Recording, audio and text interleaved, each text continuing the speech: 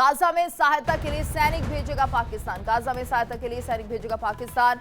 ISF की सहायता के लिए आर्मी भेजेगा पाकिस्तान। इंटरनेशनल सिक्योरिटी फोर्स की मदद करेगी पाकिस्तान आर्मी।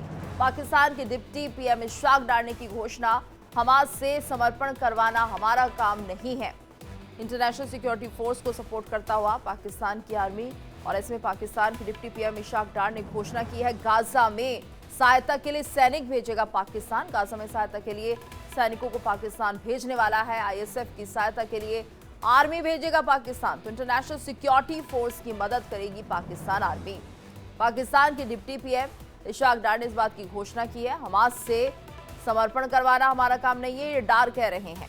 यानी हमास को एक तरह से सपोर्ट किया जा रहा है पाकिस्तान आर्मी की तरफ से, क्योंकि गाजा में सहायता के लिए अपने सैनिक पाकिस्तान आर्मी भेज रही है। गाजा में सहायता के लिए अब पाकिस्तान आगे आ चुका है। आईएसएफ की सहायता के लिए आर्मी भेजेगा पाकिस्तान। इंटरनेशनल सिक्योरिटी फोर्स की मदद के लिए पाकिस्तान आर्मी अब मदद करने जा रही है। तो पाकिस्तान की डिप्टी पीएम इशफाक डार ने इस बात की घोषणा की है, हमास से समर्पण करवाना हमारा काम नहीं है, ये भी डार ने कह दिया है। तो हमास को एक तरह से समर्थन करता हुआ और ऐसे में गाजा में मदद की जा रही है। आईएसएफ की सहायता के लिए आर्मी भेजेगी पाकिस्तान की सेना।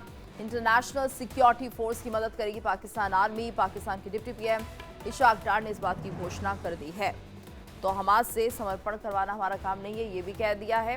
गाजा में सहायता पहुंचाई जाएगी पाकिस्तान की तरफ से। आईएसएफ की मदद करने के लिए पाकिस्तान तैयार है और अपनी आर्मी वहां भेजना चाहता है, ये बड़ी खबर।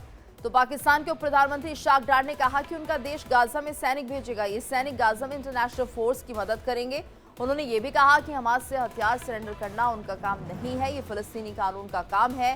पाकिस्तान और अन्य देशों को इसमें दखल नहीं करना चाहिए। डार ने यह भी कहा कि गाजा में सैनिक भेजने से पहले रोल, रेगुलेशन और अधिकार क्लियर होने चाहिए। आईएसएफ का मकसद गाजा में युद्ध के बाद स्थिरता, सुरक्षा और मानवीय व्यवस्था बहाल करना है। तो इशफाक डार ने यह भी दावा किया कि बीते 4 साल में पाकिस्तान से 4000 सैनिक मारे गए हैं, जबकि 20,000 से ज्यादा घायल हुए हैं।